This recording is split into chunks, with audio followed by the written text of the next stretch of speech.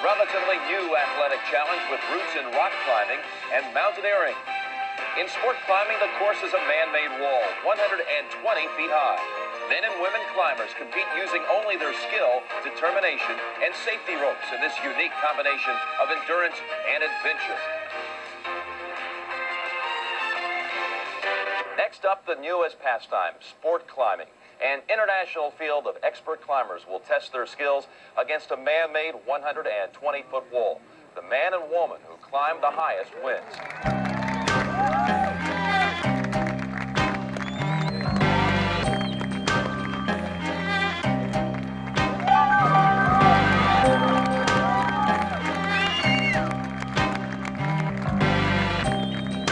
There was a worldwide World Cup competition at Snowbird in 1988, and the entire world, best of the best climbers in the world, came to Utah, of all places. 4 minutes. Told you could do a split. Let's see you crank over that one.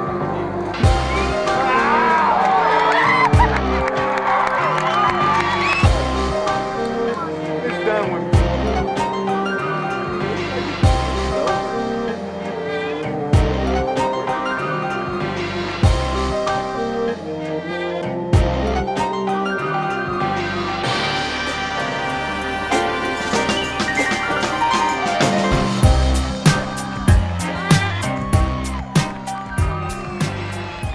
Could have gone to Colorado, where there was already climbing. They could have come to Oregon and Smith Rock. They could have gone to California, but it was Dick Bass and Snowbird that sponsored the first World Cup competition at Snowbird, and so all these climbers from around the world ended up in Utah. And every single one of those people ended up at the City of Rocks because they'd heard about it from 1987. So there was still no climbing in Utah, you know, and it was only kind of word of mouth was trickling out.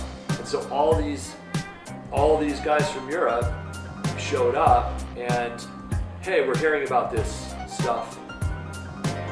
Take us to this place, American Forks, American Fourchette, or American Fork, or whatever. And it's like, seriously? Awesome, you know, like, yeah, come down, check it out then, you know. And it was like, we were like, yes, you know.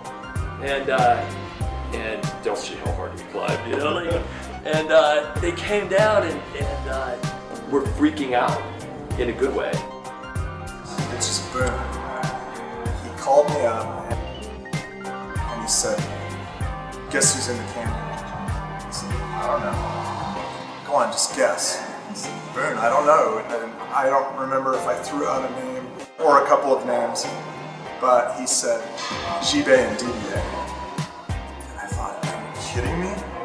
And Boone had followed them, watched their experiences on some of the routes we had put up, and they had basically given the canyon their seal of approval. 2 of the best climbers in the world. Which totally reinforced our enthusiasm, you know, and I think that, like, for sure, at that point in time, it was the most radical thing going at the moment, you know, and it wasn't because we were such radical thinkers. It was because we did with what we had. we made do with what we had.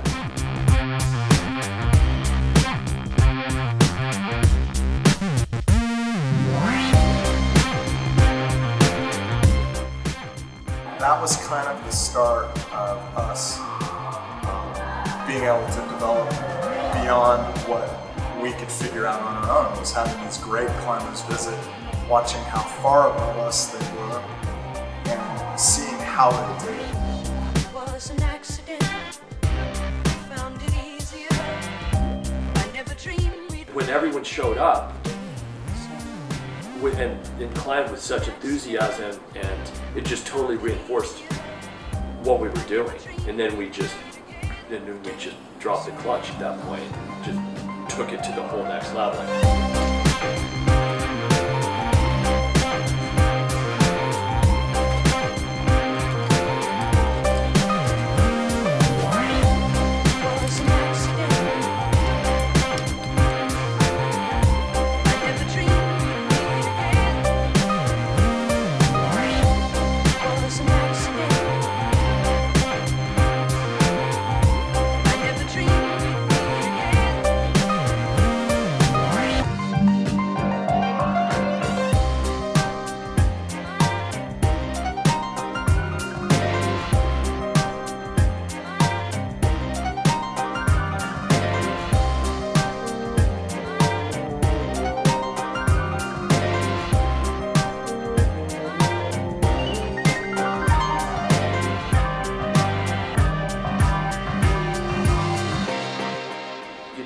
14 was established in American Fork Canyon that year.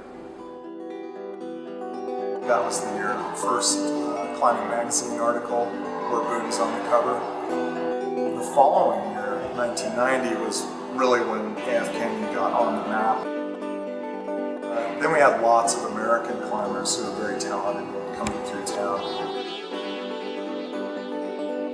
Well, my wife and I rolled in here, I think in 1990. We were, like a lot of people, were brought to town by the snowbird competitions, wanting to kind of get involved and see what that whole scene was all about. And we heard, hey, there's a new limestone area in town, and so some locals brought us up here and showed us around. And early days of sport climbing, we were just kind of getting into it and getting to see what the locals were doing here. People came here from France and Japan and everywhere to climb on these routes, stuff that Boone and those guys bolted. It's pretty cool. It's got some history behind it. Coming from New England, we just had like one crag that we would visit, so going to American Fork, I didn't know if it was good rock or bad rock or what was the better season. I just knew that there was a lot of climbing and the cliffs were everywhere. The Hell Cave, of course, is kind of the proving ground for real steep climbing, which didn't really exist in the United States yet. For me, coming from Singapore, we don't really have the luxury of a canyon like that with wonderful test pieces to climb on that Americans were doing. It was routes that I saw in videos, that I saw my heroes climbing on, like Dale Goddard, Boone Speed, Mike Call, these guys that were ahead of the time back in that time. 1994, 1995, these were the dudes who were putting up these routes and making them possible and putting American Fork on the map. So the routes that were classic to me were the routes that those guys were climbing on. And I'd say Dead Souls, amazing. I'd say Hell, amazing. I think Cannibals and Cannibals Direct, I've climbed that twice recently, and I think that that's one of the coolest routes in the country. It has a certain history and a certain relevance in American sport climbing that puts it into a perspective for me as being classic. When I first got to Utah, I was really excited about American Fork because I grew up reading magazines about American Fork, Logan Canyon, and all the really test pieces.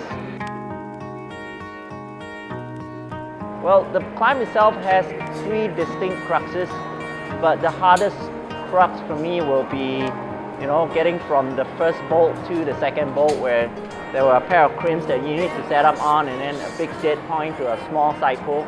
That was the most significantly hard part for me. Sometimes I feel like I haven't learned anything.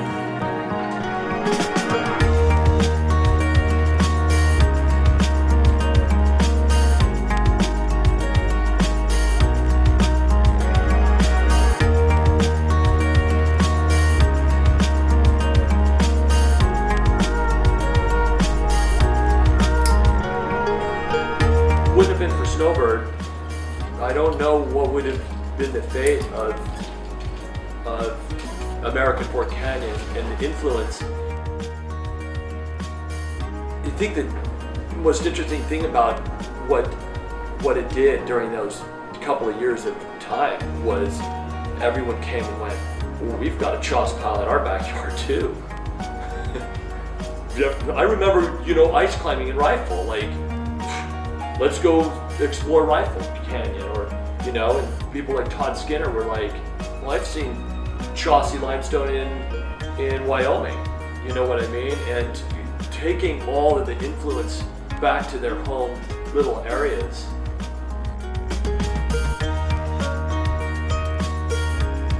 People, like myself and other eastern climbers like Porter Gerard and Doug Reed, we would travel west and see what people were doing here, and we would, travel back to our home areas, the New River Gorge, the Red River Gorge, and really coming out here, kind of a seminal event for us to see what was happening in 1990 in terms of sport climbing, what people like Bill Boyle and Boone Speed and some of the other early folks like Mike Call, Mike Beck, and of course Jeff Pedersen, just in here in workman-like fashion, putting up the routes and doing a great job at it.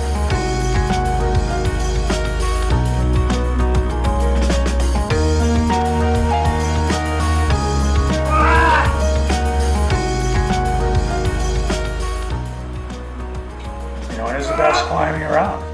Within, I don't know, 600, 700 miles.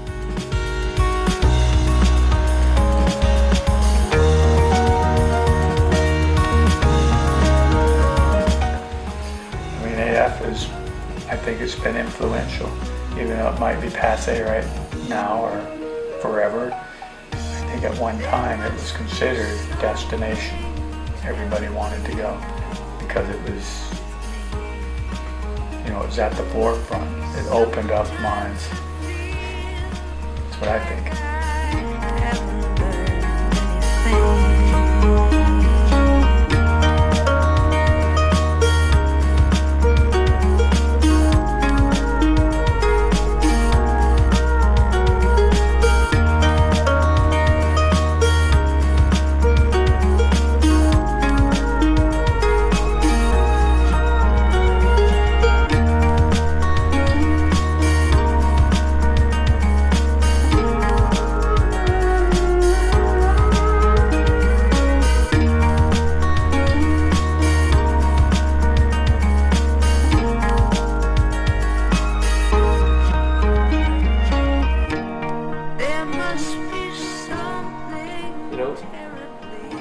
Without American Fork Canyon, you'd never have Maple Canyon.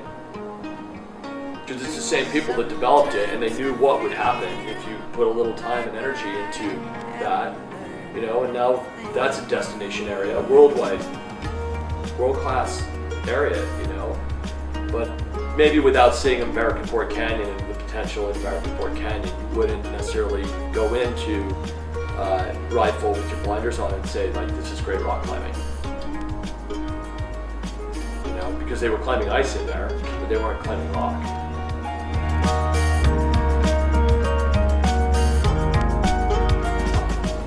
Look at all this potential.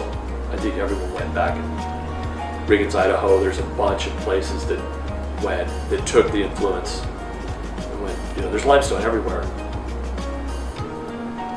A lot of people have started to dismiss this place as a place that is cutting edge, but if you look at it from a life cycle perspective, you realize that will eventually happen to any crag.